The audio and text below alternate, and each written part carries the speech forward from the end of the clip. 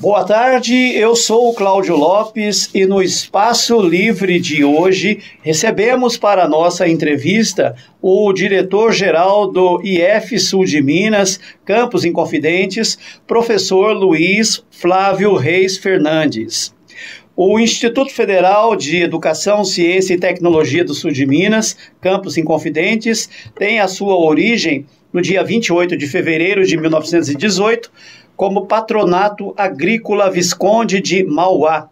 A instituição tem quase 106 anos de história e, no decorrer dessas décadas, formou profissionais de todo o país em diferentes áreas do conhecimento, especialmente as agrárias. Atualmente tem mais de 3.000 alunos matriculados em 6 cursos técnicos e 12 cursos superiores, além de cursos à distância. Para essas informações, contamos também com a colaboração da Assessoria de Comunicação, do IF Sul de Minas, nosso querido amigo Valmir Bueno. Professor Luiz Flávio, bem-vindo aqui à Rádio Difusora, bem-vindo ao Espaço Livre. E a nossa primeira pergunta é que no início de fevereiro, agora, do mês de fevereiro, o IF Sul de Minas vai abrir os trabalhos letivos de 2024. Fale um pouco sobre as expectativas de vocês para esse ano novo. Boa tarde. Boa tarde, Cláudio. Boa tarde aos ouvintes da Difusora. Quero agradecer novamente o espaço que você, a própria Difusora, traz para nós do Instituto Federal, sabendo da abrangência, da grandeza que é a Difusora como meio de comunicação e de informação verdadeira. Então, para nós, enquanto instituição de ensino, a gente fica muito confortável em saber que podemos contar com parceria desse nível. Quero saudar também, Cláudio, a você, aos funcionários, aos servidores dessa casa e a população da nossa região, assim como os servidores da instituição, com um ano muito produtivo, que 2024 seja um bom ano, ainda um ano de retomada, pós-pandemia, e que a gente possa ser bastante feliz no nosso dia a dia. Então, saudando também, é claro, o pessoal da nossa assessoria de comunicação, o Zé Valmir, o Alex, que prontamente abriram essa porta também, para que a gente pudesse falar um pouco sobre o ano de 2023 e as perspectivas para 2024, Agradeço por isso, Cláudio. E quantos estudantes, quantos alunos estarão no campus de Inconfidentes neste ano agora de 2024 e em quantos cursos, professor? Ótimo. Cláudio, nós teremos de ingressantes mais de 600 estudantes, divididos entre cursos técnicos e cursos superiores. Então, são 5 cursos técnicos integrados ao ensino médio e 10 cursos superiores. Os superiores são divididos em bacharelados, tecnologias e licenciaturas, que funcionam na nossa instituição cedo, tarde e noite, Então, esses cursos se dividem ali. E os cursos técnicos, todos eles integrados ao ensino médio, funcionam em período integral. Esse bloco, esse conjunto de estudantes, esse número de 600 que chegam até nós, se somam às demais modalidades que a gente tem de ensino, que são cursos de formação inicial e continuada e também cursos técnicos à distância. Esse montante de estudantes totalizam mais de 14.000 matrículas. Ou seja, no ano de 2022, que é o último dado que a gente tem consolidado de acordo com a plataforma Nilo Peçanha, nós fechamos com mais de 14.000 matrículas. A perspectiva é que os trabalhos de 2023 entreguem um número desse tipo também. Isso faz, Cláudio, com que a gente seja, em números absolutos de matrículas, o maior campus do IF Sul de Minas, Isso não significa nada, é apenas um número, Mas mostra como a gente vem avançando cada vez mais, podendo oferecer educação pública, gratuita, para a população do nosso entorno, da nossa região. E no ano de 2023 ocorreram aí os processos seletivos, o vestibular, tudo transcorreu dentro da normalidade, com bastante pessoas disputando. Muito tranquilo. E bastante criteriosa também, a seleção que vocês fazem lá. As provas são divididas para os estudantes, para os ingressantes, candidatos dos cursos técnicos e para os superiores. Então tem, assim, um crivo para que a gente possa trazer o estudante para junto de nós. Mas é importante dizer que todo o processo seletivo, esse ano que passou, transcorreu com muita tranquilidade. Foi um dos anos que nós tivemos maior procura pelos nossos cursos, isso é importante destacar. Então houve um trabalho muito significativo, desde o pessoal da reitoria, conduzido pelo reitor, pelas suas pró-reitorias e pelos campi também, que tornaram o processo mais abrangente e trouxeram bastante candidatos para nós. E o nosso processo seletivo ele é muito interessante, Cláudio, que ele respeita a questão das vagas afirmativas. Tanto para o técnico quanto para o superior, a gente tem um conjunto de vagas destinadas para diversos perfis de cidadão, né, que compõem a sociedade. Então, a gente quer uma escola inclusiva. Se a gente quer ter uma escola inclusiva, nós temos que fazer isso desde o processo seletivo. Então, isso também é importante destacar, que é uma escola aberta a todos. E sendo uma instituição federal, o ensino que é oferecido lá também tem essa questão da gratuidade. Totalmente gratuito. E a pessoa normalmente tem algum tipo de despesa, a pessoa que vai estudar com a instituição, é bom que a gente, né, oriente. Dentro da instituição não há nenhuma despesa, Cláudio. É claro que, por exemplo, os estudantes dos cursos superiores, eles pagam a alimentação. Sim. Alguns deles. Sim. Pagam almoço, o café e a janta, caso necessitem utilizar o restaurante estudantil. Entretanto, existe um subsídio que nós bancamos para que esse estudante possa comer conosco. Fora disso, não há nenhum custo. Zero, nenhum custo, né? Aqueles estudantes que moram conosco, eles têm a gratuidade em todos os aspectos. Os que não alojam, eles têm esse subsídio, enfim. Se a gente contar toda a história aqui, delonga, mas não há nenhum gasto. É um ensino totalmente público, gratuito, vindo recurso diretamente do governo federal para essa manutenção. Agora, em relação ao orçamento do Campus Inconfidentes para 2024, vocês conseguiram chegar a um consenso? O governo está criando condições para que vocês possam oferecer um ensino de qualidade, sem penalizar estudantes, sem sacrificar também a classe de docentes lá do Instituto? Cláudio, o nosso orçamento para 2024 será o mesmo de 2023. Então é importante destacar que em 2023 nós tivemos o orçamento do ano anterior, de 22, que era o mesmo de 21 e assim por diante, porém com uma recomposição. Ou seja, essa recomposição de 2023 nos permitiu fechar o ano, com todos os compromissos assumidos ali consolidados. Então a gente entra nessa perspectiva para 2024. Esses 7 milhões que eu falei, né, que é o nosso orçamento, ele é a conta certa de nós pagarmos os nossos compromissos. A gente não tem muita margem para sonhar, não, né? Apesar de que nós sempre buscamos recursos extra-orçamentários, que é o que a gente chama. Seja com deputados federais, né, apoiadores dessa instituição, seja por meio de editais que o governo libera, ou parceiros diversos. Então, eu fico até, de certa forma, feliz, porque desde que eu sou diretor, assumi em 2018, nós nunca fechamos o ano orçamentário com menos de 10 milhões. Essa diferença dos 7 para os 10, a gente sempre busca por meio de outras parcerias, com o apoio da reitoria, enfim. Sempre se mexe para que a gente não fique na mesmice e não ocorra cortes, demissões, fatores negativos na própria instituição com menos recursos. E esse orçamento é aplicado basicamente em que serviços lá, professor? Sim. Cláudio, só retomando a pergunta anterior, é importante destacar que o nosso orçamento já foi de 14 milhões. Menos estudantes, uma infraestrutura bem menor. Hoje ele é de 7 com uma estrutura bem maior. Então perceba a responsabilidade que a gente tem enquanto gestão de cuidar disso. Se a gente fosse analisar o que é de direito em função do número de estudantes, das matrículas relativas que a gente tem, ou seja, do tamanho da instituição, o nosso orçamento seria em torno de 11, 12 milhões, que é ótimo. A gente faria um ótimo trabalho, né? Mas onde são os principais compromissos desse orçamento? Primeira coisa, na folha de terceirização. A nossa folha de terceirização compõe cerca de 80, pouco mais de 80 servidores, colaboradores, compromete 3 milhões e meio por ano, ou seja, 50% da folha. E graças a Deus nós temos esses servidores colaboradores, eles são excelentes, não tem o que reclamar, sabe? Um povo que colabora mesmo com a instituição. Uma outra parte significativa desse recurso vai para a manutenção da fazenda escola.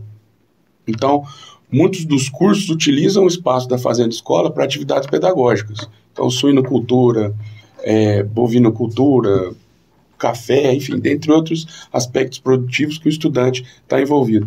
Então, outra parte significativa desse recurso vai para a manutenção. Manter uma fazenda não é fácil, né, Cláudio? Então, a gente tem esse compromisso também.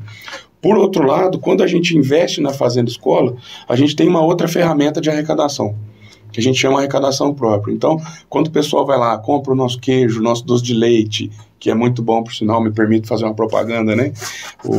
Quando compra carne que a gente fornece, enfim, né? Os vegetais, de certa forma, a gente também tem condições de arrecadar. Então, investe aqui e arrecada de cá. Essa arrecadação compõe os 7 milhões que eu te falei. Além desses compromissos, nós temos questões como diárias, água, energia, dentre outras funções, né, administrativas que a gente deve cumprir. Cabe dizer, Cláudio, que nos anos anteriores nós fizemos um investimento muito forte em geração de energia fotovoltaica. Nós já temos uma economia de R$250 mil por ano por gerar energia. Ou seja, a nossa conta era pouco mais de 300 mil por ano com a CEMIG. Com esse investimento, a gente já economizou mais de 250 mil. Ou seja, a gente busca investir, ter decisões estratégicas para que o orçamento vindo possa nos dar condições de maior mobilidade e benefícios para os estudantes e servidores. No Espaço Livre de hoje, estamos conversando com o professor Luiz Flávio, que é diretor-geral aí do Campus Inconfidentes do IF Sul de Minas.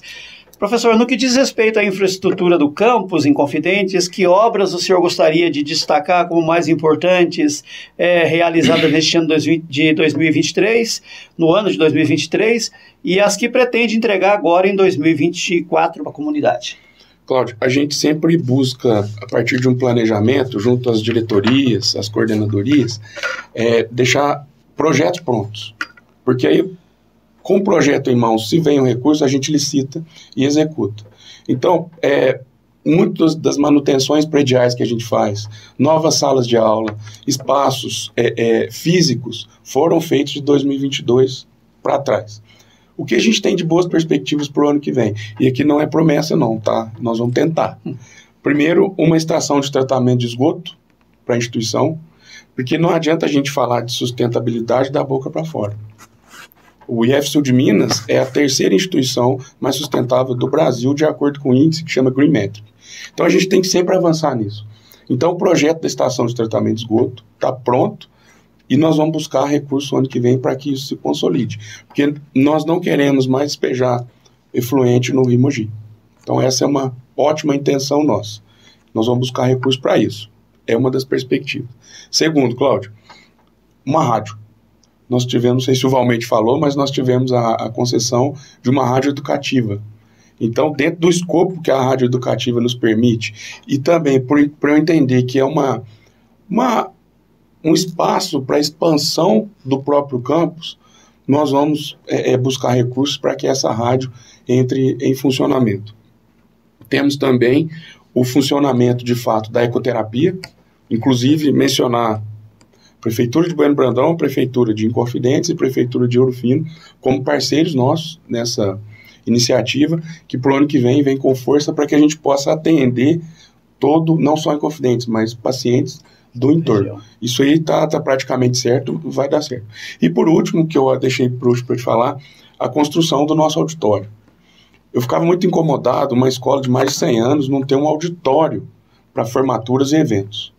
Então, nós conseguimos, o recurso já está disponível, a obra está acontecendo, nós vamos construir um auditório super moderno na Fazenda Escola para mais de 450 lugares, Cláudio.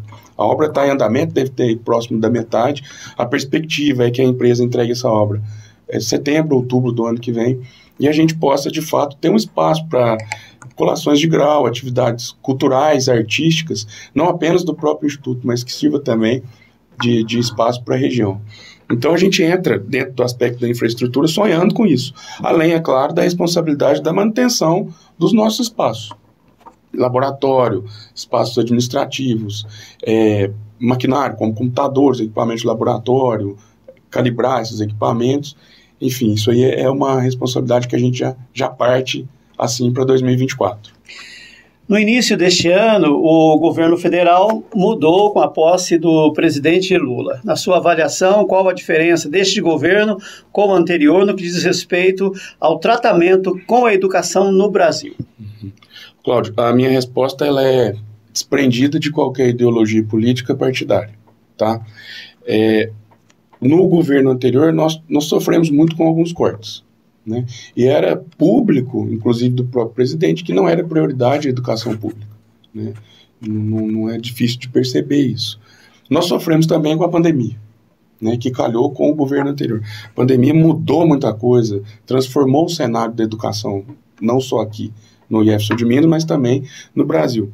Entretanto, o que a gente tem desse novo governo? A recomposição orçamentária que eu te falei, um reajuste no salário dos servidores e no auxílio alimentação e novas vagas.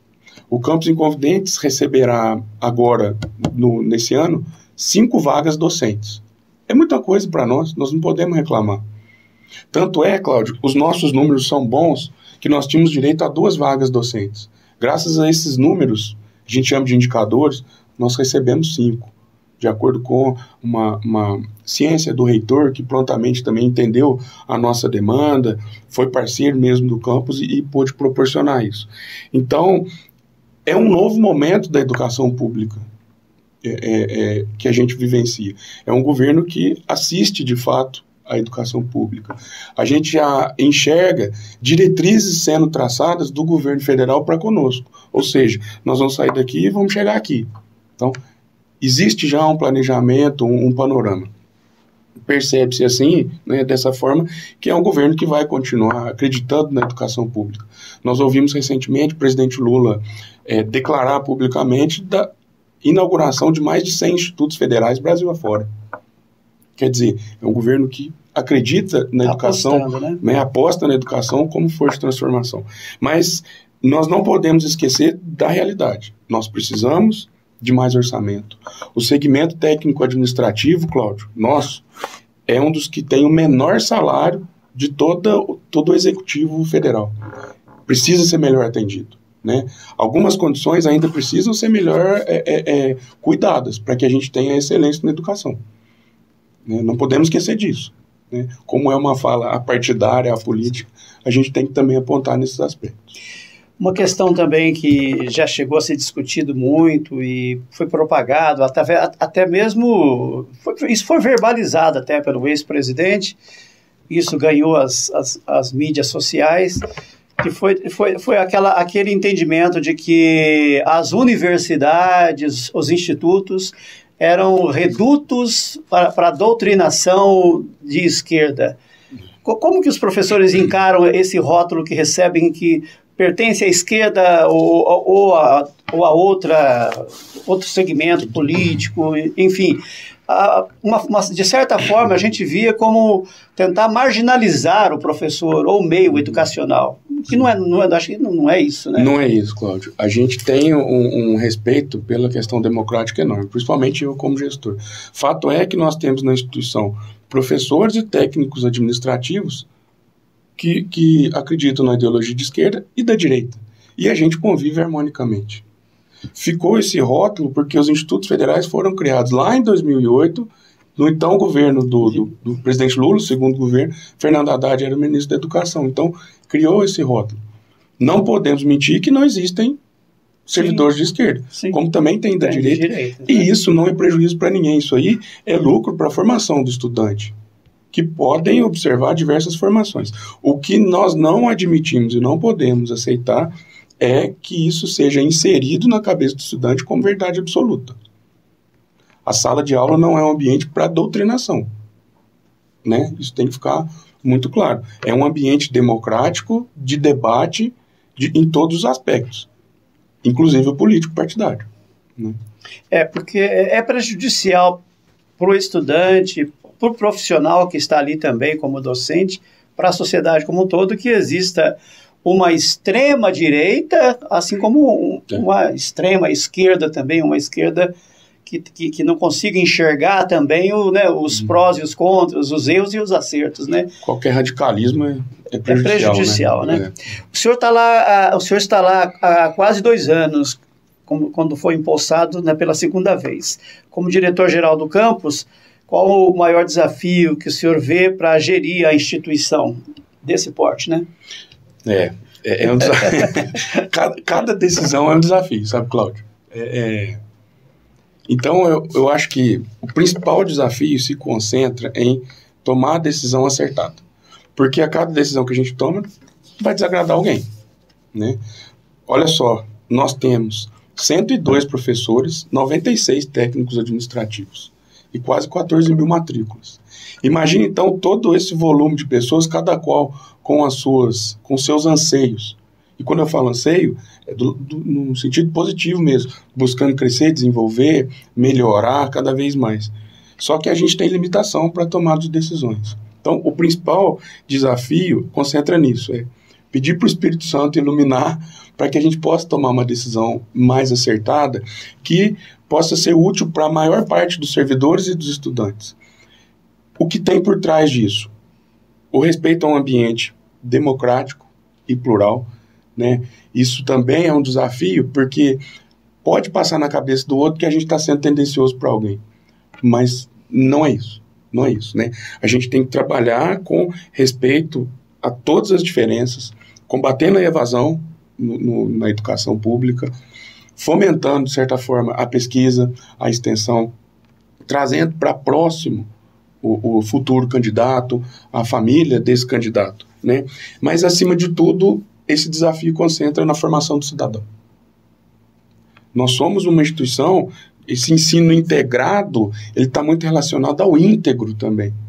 A maneira que a gente forma o cidadão, né? Esse cidadão respeitoso, esse cidadão que sabe se colocar no mercado de trabalho, né? Que respeita as diferenças. Enfim, o desafio concentra em toda essa história que eu te contei. E, assim, para fechar, é um desafio a cada instante. A hora que eu cheguei aqui, eu estava no WhatsApp resolvendo alguma coisa, pensando, e aí, decido para cá ou para cá? Para que lado seguir? Né? Então, é um trabalho árduo, desafiador, mas é gratificante. No final é gratificante, Cláudio. E tem como dimensionar o diferencial do IFSU de Minas em relação a outras escolas? Tem. Sou suspeito de falar, mas primeiro é a gratuidade, né? O ensino gratuito, é público. Segundo, o nível do corpo docente e o corpo administrativo que acompanha esse estudante durante a sua formação. A grande maioria são servidores e professores, mestres e doutores, que têm, então, na academia, um conhecimento para poder devolver isso para o estudante. Além, é claro, da estrutura de restaurante estudantil, alojamento. Alojamento nós temos 300 vagas, Cláudio. 200 para os estudantes do ensino técnico, 100 do superior. Nós temos oportunidade de intercâmbio. Eu costumo dizer, às vezes o estudante saiu da cidade dele sem conhecer a cidade vizinha e veio para o instituto. Ele sai do instituto conhecendo outro país. E isso é verdade. Nós temos exemplos disso lá, né? Então, um programa de intercâmbio, atividades culturais, esportivas, visitas técnicas. Esportivo é importante destacar. Nós tivemos aí, sob a coordenação do professor Fabiano, que inclusive é daqui, Fabiano Fernandes, daqui de Ouro Fino, nós fomos campeões nacionais do voleibol feminino. O IFSU de Minas, Campos Inconfidentes, levou o vôlei feminino lá em Fortaleza e foi campeão nacional. Quer dizer, o esporte também é uma ferramenta de educação, né? Então nós temos ali, vou falar, mais de 10 modalidades esportivas para os estudantes praticarem. Então eu costumo dizer que é um mundo de oportunidades, que é o que torna o Campus Inconfidente, na verdade, o IFSU de Minas, diferente de outras unidades, de outras escolas. Conforme já divulgamos também aqui na rádio, parece que houve uma pesquisa, né, um levantamento feito pelo Estadão, que deu uma classificação boa também para o IFSU de Minas, né? Sim.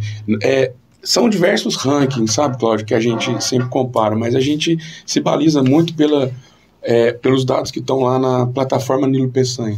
São indicadores reais e verdadeiros da Rede Federal. Rede Federal é onde concentram os institutos federais, o Cefet e o Colégio Pedro II, do Rio de Janeiro. E a gente se configura muito bem. O IFSU de Minas como um todo, agora não falo do Campus Inconfidentes, mas o IFSU de Minas como um todo, está entre as melhores de Minas Gerais, entre as 3 melhores de Minas e entre as melhores do Brasil, em instituições de ensino. Nós já falamos também em alguns programas, mas seria legal que a gente pudesse repetir essa informação. Fala um pouquinho sobre a sua origem, né? Que a gente falou a respeito da origem da escola, né? Da escola agrícola, depois elevada a instituto, tudo. Agora o senhor que está lá à frente da escola, fala um pouco também da sua origem. O senhor é de Inconfidente, o senhor é de... né? Eu sou natural de Machado. De Machado, é isso. Minas Gerais mesmo, né? Cidade não tão distante daqui, nem tão distante. E eu sou formado em Engenharia Ambiental, tenho mestrado pela Universidade Federal de Itajubá, doutorado pela Universidade Estadual de Campinas. Ingressei no Campus Inconfidentes em 2010, Cláudio. Antes disso, tinha uma empresa de consultoria ambiental.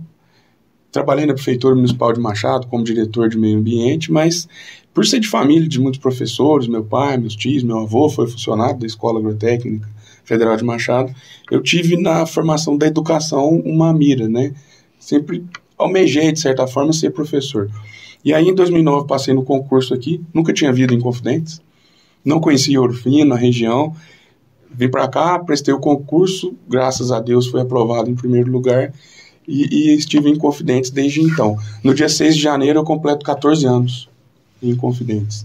Sou um cidadão de Inconfidentes, fui já agraciado pela Câmara Municipal. Cidadão, honorário. Estive muito feliz por isso, porque Inconfidentes, você conhece bem, é uma terra que acolhe, recebe muito bem a gente.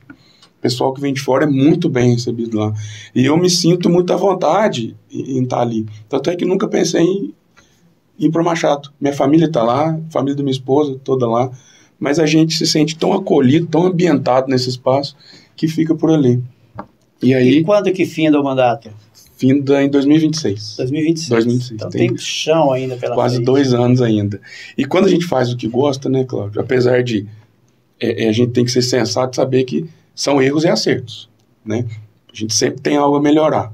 Não podemos sentar na soberba. Mas quando faz o que gosta, fica mais prazeroso ainda, né? Isso.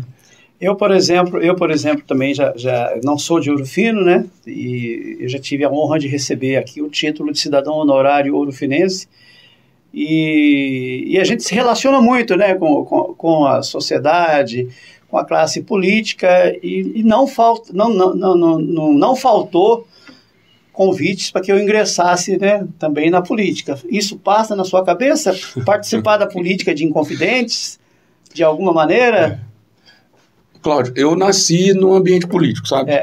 Eu tô me baseando pela nossa pauta aqui, mas eu tô colocando a minha experiência de vida também, porque ocorreu comigo, né? Não, mas eu nasci num ambiente político. O meu avô foi vereador em Machado por 2 mandatos, o meu pai por alguns mandatos também, meu pai chegou a ser candidato a prefeito. Eu já vi a aliança ser formada na sala da minha casa, né? Então eu cresci nesse ambiente e eu aprendi com meu pai, né, na política, que a gente deve buscar as oportunidades sem ser oportunista, sempre pensando no próximo, sempre sendo menos chefe, menos patrão e mais cidadão. Então, eu acho que caso apareça um convite, uma oportunidade como essa, eu teria algo a colaborar. Não é algo que eu distancio, não, mas eu acho que eu teria algo a colaborar. Mas hoje a minha responsabilidade é com o Instituto Federal. Eu não poderia jamais misturar, sabe? Ainda mais em uma cidade pequena, a gente sabe como é o arranjo político de Inconfidentes, e eu falo isso com respeito, né? Inclusive não sou eleitor de lá ainda, vou trazer o meu título, né, nos próximos anos, mas eu não poderia misturar o Instituto Federal à questão política da cidade. Por quê? São 2 prefeitura e Instituto Federal, são 2 instituições muito grandes, que têm que trabalhar em harmonia. Então, hoje, o meu compromisso até o último dia de julho de 2026 é com o Instituto Federal. E depois eu peço a Deus, né, entregar na mão de Deus, e se a comunidade de Inconfidentes entender que posso colaborar de alguma forma, e por gostar, né, eu estou à disposição, acreditando que deve ser feito um trabalho inovador, trazendo novas questões para a administração pública, e isso cabe em qualquer lugar, né? Não é só em Inconfidentes, isso cabe em qualquer lugar. Então, sou movido a desafios. Mas para colocar a mão na massa, teria que se lançar como um pré-candidato a prefeito, porque o vereador não tem toda essa bala na agulha, né? Não, ainda não, Então é isso, vamos ver, né, o que o futuro prepara, né, Cláudio? Porque eu vou encerrar o 2º mandato como diretor com 44 anos. Eu falo isso para a turma assim, a equipe de gestão, todo mundo muito novo, fala, nós começamos muito novos. Com 36 eu já era diretor do campus, né? E eu agradeço muito a comunidade do campus que acreditou em mim. E de repente com 44 eu encerro o 2º mandato com muita gordura para queimar ainda. E não é aqui, sabe, Cláudio, um discurso de almejar poder, não. Não é isso. Quem me conhece sabe disso. É por gostar e saber que tem condições de fazer um trabalho de liderança, de trazer as partes juntas. Por exemplo, no primeiro mandato, nós fomos em 4 candidatos. Os outros 3 têm todo o meu respeito e admiração e nós somos amigos, né? Eu fui eleito. O que eu fiz? Eu chamei apoiadores desses 3 para estar junto comigo. O que aconteceu no segundo mandato foi candidato sozinho. Por quê? Foi um sinal que eu dei para a gente juntar a escola. Então, eu acredito que na administração pública a gente não deve administrar só por seus. O cidadão não tem cor, não tem tamanho, não tem gênero, não tem espécie, né? Todos devem ser contemplados com o que o serviço público deve fornecer. Eu conheço Inconfidentes há muitos anos, né?